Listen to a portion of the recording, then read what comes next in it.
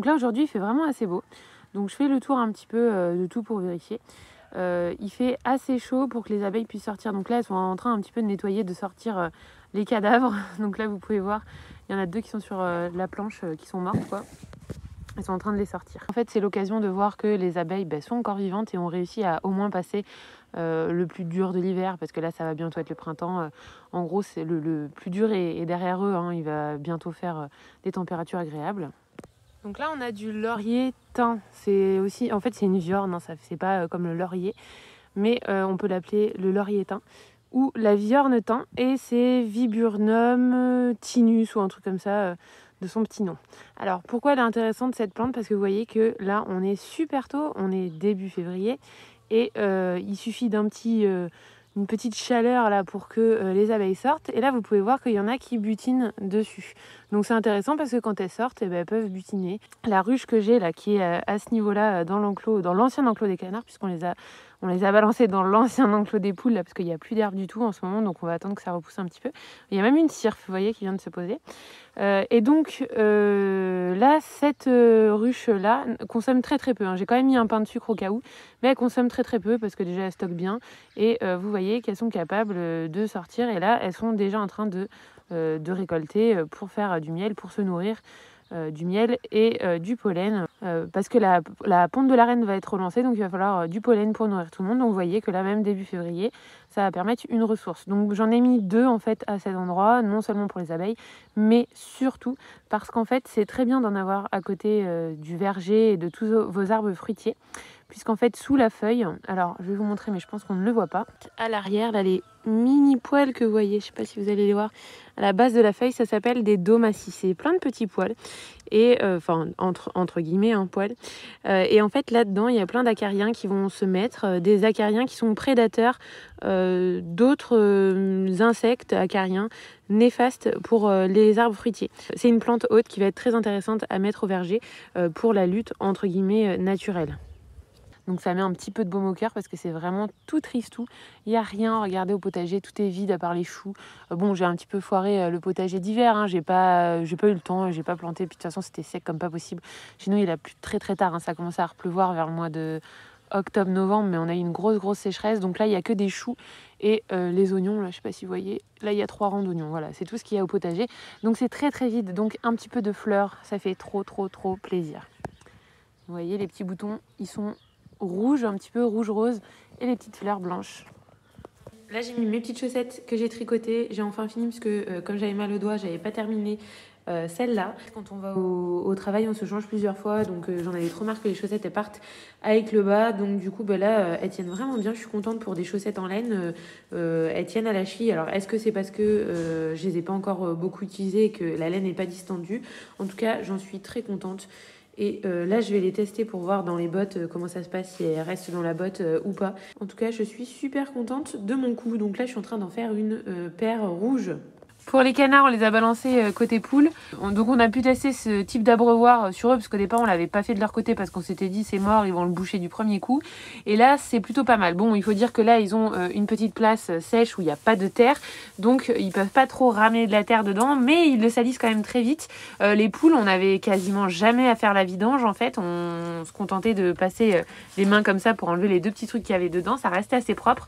Eux, il faut faire la vidange derrière. C'est pas compliqué, hein. Faut juste il y a un petit bouchon, vous tirez le bouchon et du coup toute la boue tombe, mais malgré le fait qu'il y ait que de la paille au sol, ils arrivent quand même à ramener de la boue là-dedans. C'est un truc de dingue comment les canards sont porcherons. Donc ils ont quand même de l'eau dehors parce que bien sûr là en ce moment quand ça descend bas en température la nuit ça gèle, mais voilà ça fonctionne assez bien. Nous il y a quand même très peu de jours de gel sur l'année, donc ça reste correct. Je suis étonnée en fait que ça fonctionne assez bien pour eux parce que même s'ils le salissent vite, ils le salissent beaucoup moins vite que si vous mettez de l'eau dehors. De l'eau dehors, en moins d'1 heure, elle est remplie de boue parce qu'ils ont la terre à disposition juste à côté. Alors que là, forcément, ils ont du chemin à parcourir. Donc, ils vont pas aller dehors, chercher de la terre, revenir ici. C'est plus compliqué pour eux, donc ça reste heureusement un peu plus propre, même si franchement, ils le salissent beaucoup plus vite que les poules. Et donc là, c'est juste de l'eau de pluie, en fait, c'est raccordé à la cuve qui est juste derrière. Et c'est leur enclos, en fait, qui réceptionne la pluie. Alors oui, j'anticipe, hein, y en a qui vont me dire oui mais la grippe aviaire etc. Oui vous avez raison, sûrement que c'est pas très bien de récupérer l'eau de pluie pour la volaille au niveau grippe aviaire parce que les oiseaux malades peuvent faire caca sur le toit. Bon le toit il doit faire 2 mètres carrés, s'il y a une crotte de caca malade qui tombe dessus, elle peut tomber aussi sur le parcours, donc à mon avis ça changera strictement rien à l'affaire. Donc voilà, j'ai pas eu de cas et puis il n'y a pas de cas pour l'instant autour de nous. Éventuellement si il y a une alerte grippe aviaire, on les fermera là-dedans et on leur donnera de l'eau du réseau. Mais bon à un moment je pense qu'on peut pas tout contrôler. La preuve, hein, les agriculteurs entre guillemets industriels qui mettent leurs poulets en bâtiment, ils ont quand même eu des cas de grippe aviaire alors qu'ils font tout ce qu'ils font. Je pense que la seule chose qui peut nous sauver c'est de booster le système immunitaire de nos animaux. Voilà, parce que franchement, après, ça sert à rien en fait de faire ces animaux soi-même si c'est pour les enfermer sans arrêt. Hein. Moi, je suis pas du tout d'accord avec ça. Hop. Elle couve dans le système que j'avais fait, sauf que les Sussex, en fin de compte, c'est pas des super bonnes couveuses. Alors, elles couvent, mais je trouve qu'elles sont pas douées. Enfin, en tout cas, les 2 couvaisons qu'on a eues de poules Sussex, enfin ça, c'est même pas une vraie Sussex, c'est une croisée. À chaque fois, elles nous font des trucs bizarres. Donc, elle, par exemple, il y avait un œuf, en fait, qui s'était déplacé juste à côté. Et au lieu de le rabattre sous elle, en fait, elle s'est déplacée, elle s'est posée sous cet œuf. Elle a laissé tous les autres à l'air libre, sauf que ça descend à -5, -6 en ce moment. Donc, les œufs, ils ont gelé. Donc là, en fait, elle couve des œufs, ils sont tous pourris. Je les ai secoués, ils floc. Mais je la laisse couver parce que comme j'ai fait une couvaison artificielle en couveuse, je me dis que quand ça va éclore, je pourrais les lui mettre dessous et ça m'économise au moins l'électricité du panneau chauffant. Tout dépend bien sûr du nombre d'œufs qui vont éclore, mais j'en ai pas mis beaucoup, donc ça se trouve, elle pourra s'en occuper de tous. Et là, je vais ramasser les œufs, j'ai pas été hier. Voilà. Et là, oh, mais il y en a pas mal. Donc là, on a passé les moutons ici juste pour qu'ils aient un petit peu plus d'herbe parce que dans le petit pré où il y a les poules, on les laisse pour l'agnelage parce que j'ai trop peur du renard puisque à la grande pâture, il y a le renard. Sauf que bien sûr, l'endroit est trop petit et l'hiver, l'herbe ne pousse pas. Donc ils ont tout mangé en fait. Il n'y a que 3000 m² pour 8 moutons plus 2 agneaux qui ont maintenant presque 2 mois. Ça suffit pas quoi. Donc on les passe ici en sorte de pâturage tournant, c'est-à-dire que 3 fois par semaine, on les amène là pour qu'ils aient de l'herbe. Alors ça leur donne pas la diarrhée parce que bon, vous voyez, elle est verte, mais en cette saison, c'est quand même pas super gras quoi. C'est pas très riche en eau et c'est quand même pauvre. Donc là, il n'y a pas de problème de diarrhée en fait, le fait d'alterner ça avec le foin. Là, on fait un test, c'est la 2e fois qu'on fait juste au fil au lieu de faire au filet, parce qu'avant on faisait au filet, sauf que les filets c'est très pénible quand il y a une herbe comme ça, parce que vous allez avoir beaucoup de pertes au niveau électrique, alors que en hiver, nous c'est une batterie solaire, donc c'est pas là où elle est au top de sa forme. Donc on s'est dit on va essayer de limiter la casse, comme ça le fil là ne touche pas du tout l'herbe et il n'y a pas de perte d'électricité quand ça touche la végétation. On essaye du coup avec juste 2 rangs de fil, peut-être qu'il mériterait un 3e rang, on va essayer. Pour l'instant personne n'est sorti, donc ça marche, mais bon ça fait que 2 fois, hein. Donc des fois il suffit d'une 3e et hop ils prennent la poudre d'escampette. Mais bon, tant qu'ils ont à manger, normalement ils pensent pas trop à s'enfuir. Donc là-bas, on a les 2 agneaux qui sont nés le 5 décembre. J'ai l'impression que c'était trop en fait. Elle a fait 2 agnelages dans l'année et avec la sécheresse qu'on a eu l'été, je pense qu'elle s'est pas trop renflouée et je pense qu'on n'aurait pas dû. Donc l'année prochaine, faudra qu'on sépare un petit peu le bélier pour qu'il l'assaillisse pas 2 fois dans l'année. Alors c'est une race qui désaisonne et qui est capable de faire 2 agnelages, mais avec notre système où on leur donne pas énormément de quantité de granulés, etc. Je pense qu'elle était trop faible, donc elle les a vraiment pas allaitées longtemps. Là, je les vois pas téter en fait. Alors que celui de février, son agneau de février, il avait tété jusqu'au mois d'août, hein, donc voilà, presque 6 mois d'allaitement. Là, les 2, ça 1 mois et demi quoi, à peine. Alors déjà, il y en a 2 au lieu d'1, donc ça pompe plus, mais en plus, je pense qu'elle est quand même un petit peu plus faible. Donc ça, on refera pas. Je pense que c'était une erreur. On n'a pas ce problème-là avec les autres brebis là-bas, puisque c'est une race différente qui a vraiment une période où elle va être plus fertile dans l'année, et donc là, elles font vraiment qu'une portée par an, quoi. Alors que là, en gros, les Ravas, cette race-là, elle en a fait donc 1 au mois de février, 2 au mois de décembre. Si on la laisse là en permanence avec le bélier, dans 6 mois, elle en refait une, quoi. Donc voilà, ça faut qu'on s'organise, qu'on trouve un petit peu le mode de fonctionnement idéal. Et là, c'est pas mal.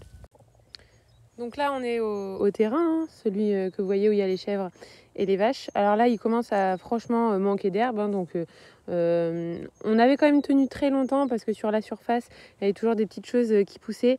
Mais vraiment, fin janvier et mois de février, c'est là où il n'y a plus rien. Il n'y a plus du tout de petites feuilles. Des fois, elles arrivaient quand même à manger des petites choses. Et là, vous voyez qu'au niveau herbe, c'est quasi du surpâturage. Hein. Il n'y a presque plus rien. Alors c'est toujours moins pire qu'aux poules, mais on dirait qu'on a passé la tondeuse là. Franchement, c'est vraiment pelé. Mais par contre, je suis assez contente parce que on voit l'herbe, ça fait propre, alors que ici, à la même période, l'année dernière, on venait tout juste de l'acheter et tout ce qui est à partir de là où il y a la chienne, c'était uniquement des fougères et des genêts. Alors on a laissé ce tout petit rond là de genêts, mais tout le reste là a été bien coupé et vous voyez que c'est complètement dégagé, il n'y a plus rien et il n'y a plus non plus de fougères.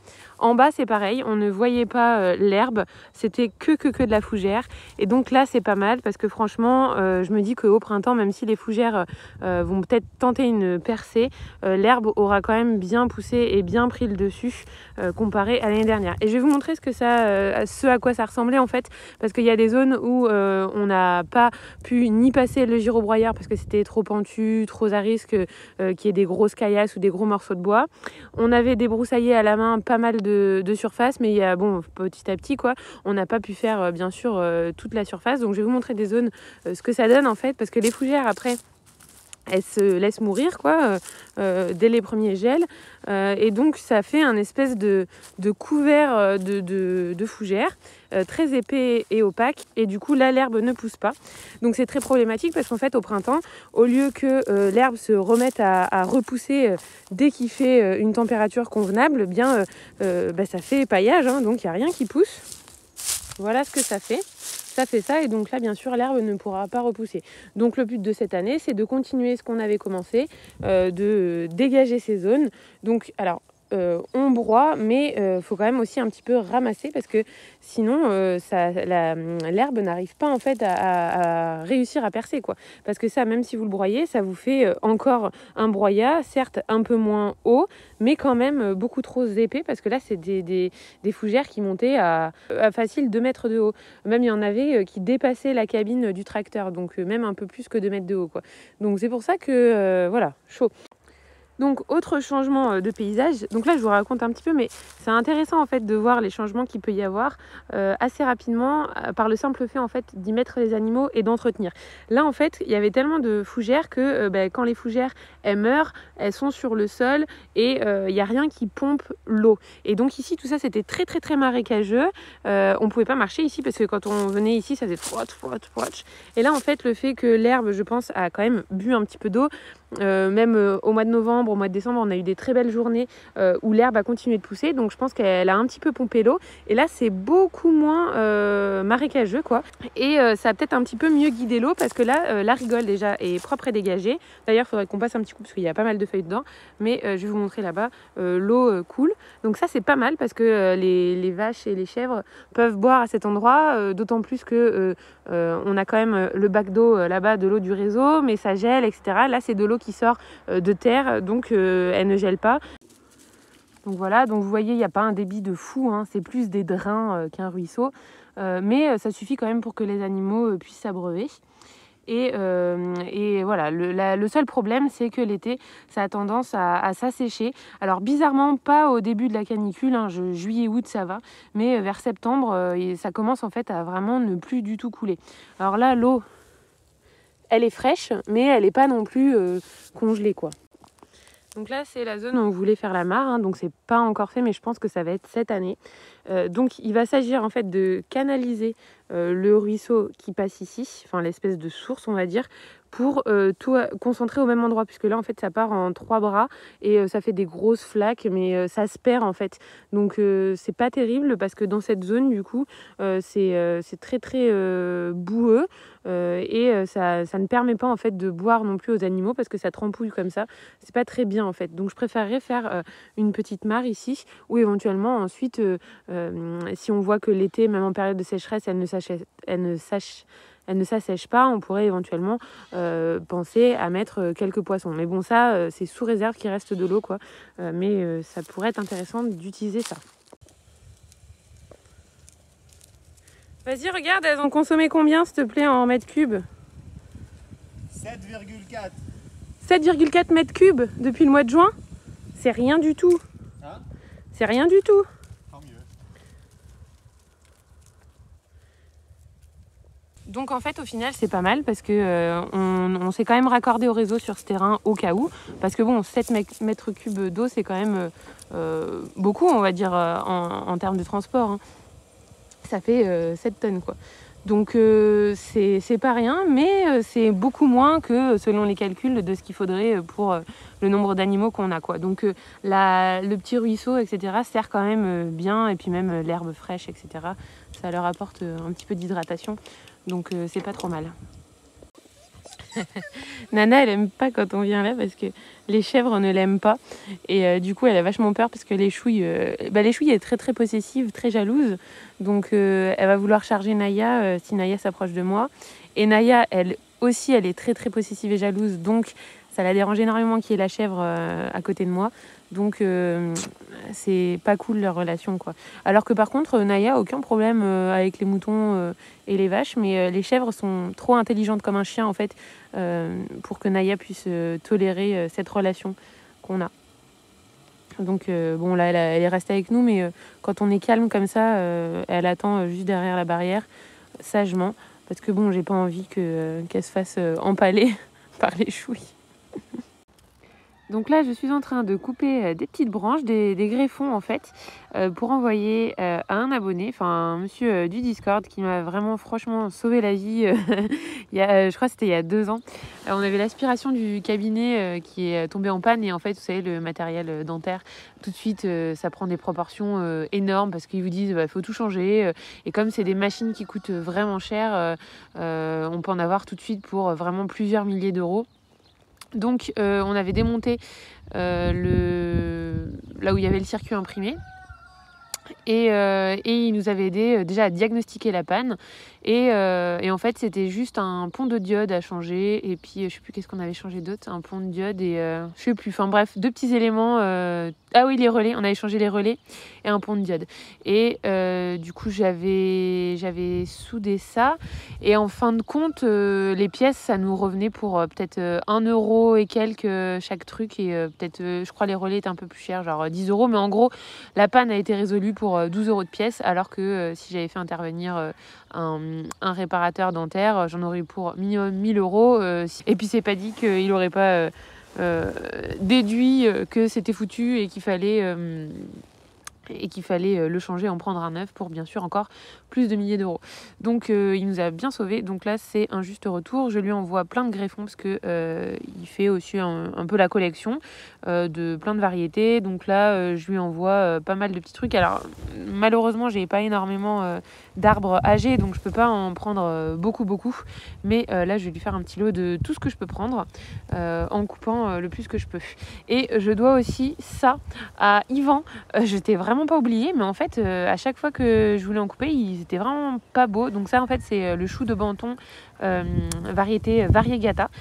Déjà pendant la sécheresse il faisait un peu la tête, après il avait repris du poil de la bête. Je t'avais demandé ton adresse parce que je pensais pouvoir t'en envoyer, mais il s'était chopé la pyrale du chou et là il a gelé, donc j'attends le printemps, voir si je peux t'envoyer les pousses et voilà.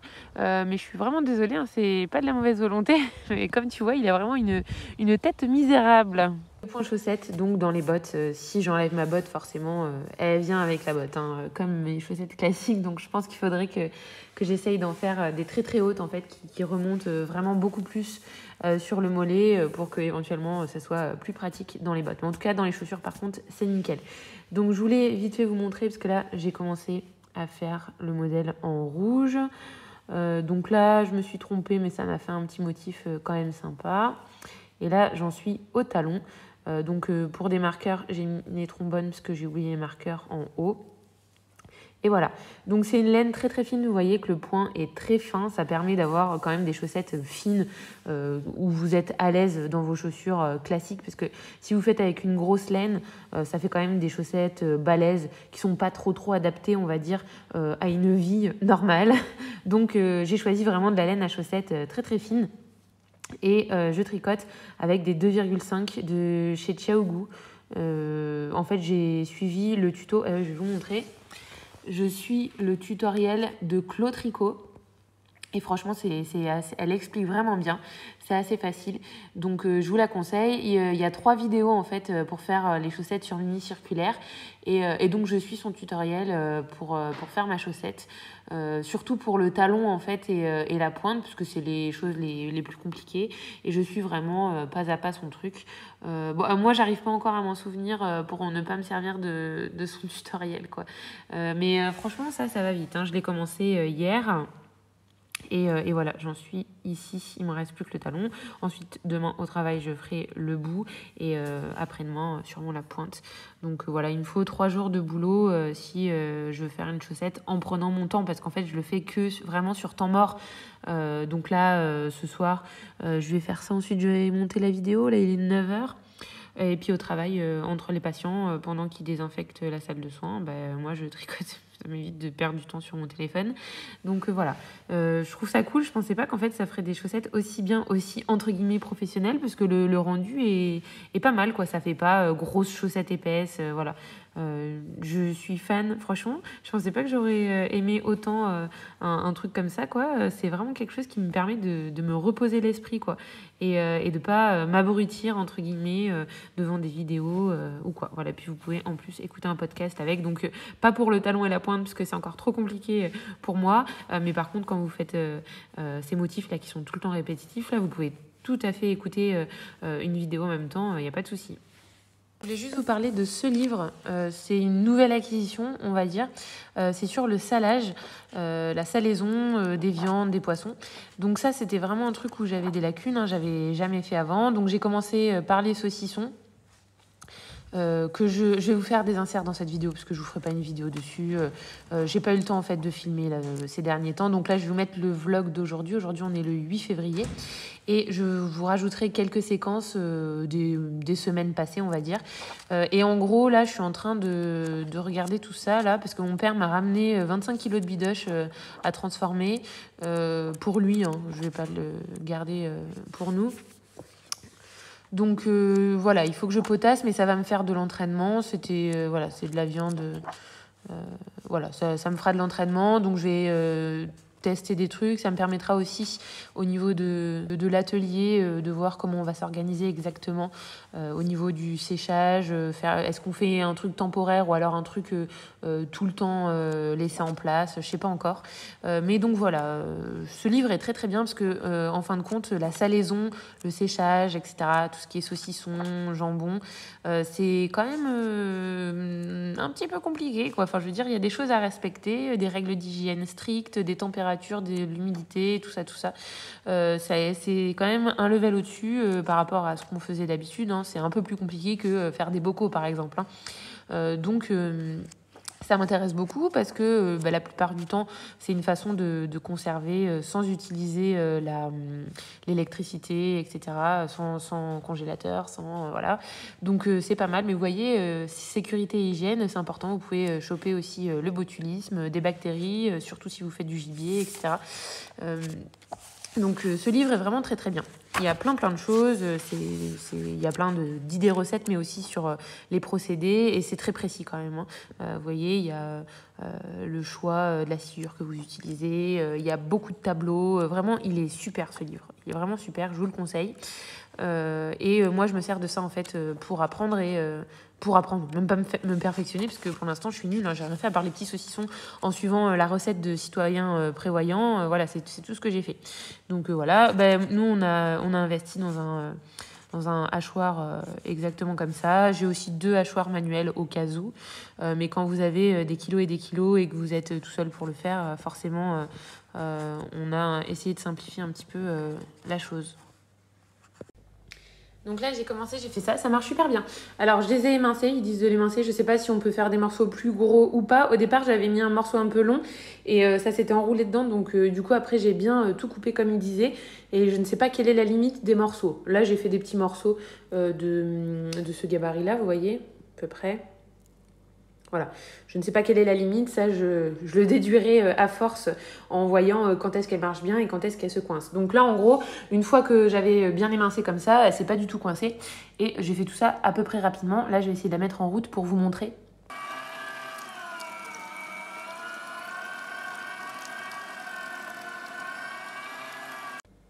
Donc voilà, vous avez vu, c'est assez satisfaisant.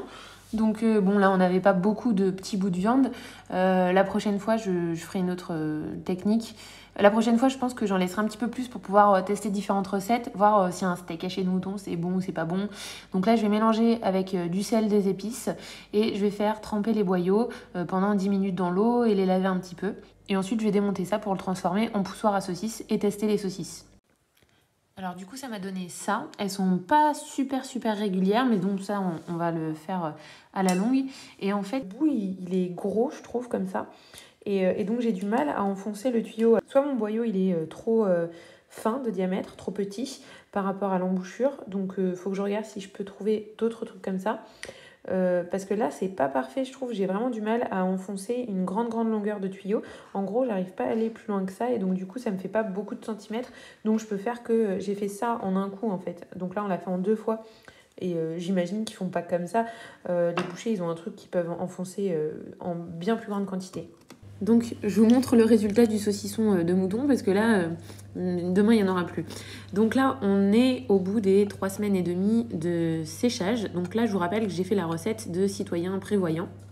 L'avantage c'est que vous n'avez pas besoin de boyau, donc ça vous fait un ingrédient en moins. D'ailleurs si vous le faites vous-même c'est assez compliqué quand même à nettoyer, enfin c'est long quoi, c'est un travail long et fastidieux, donc ça vous épargne d'avoir le travail des boyaux à faire si vous ne les récupérez pas. Donc là vous avez vos petits saucissons sans boyau. Donc je vous avoue que pour tester j'avais fait que 9 saucissons je crois, 9 ou 12 je sais plus, enfin bref l'assiette complète.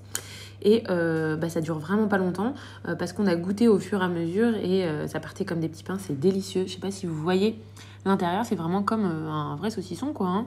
Sauf que du coup il a cette forme là au lieu d'avoir un gros boudin. Il faudra que j'essaie des formes différentes pour voir en fait jusqu'à quelle épaisseur on peut faire. Est-ce que je peux réussir à former un boudin sans boyau.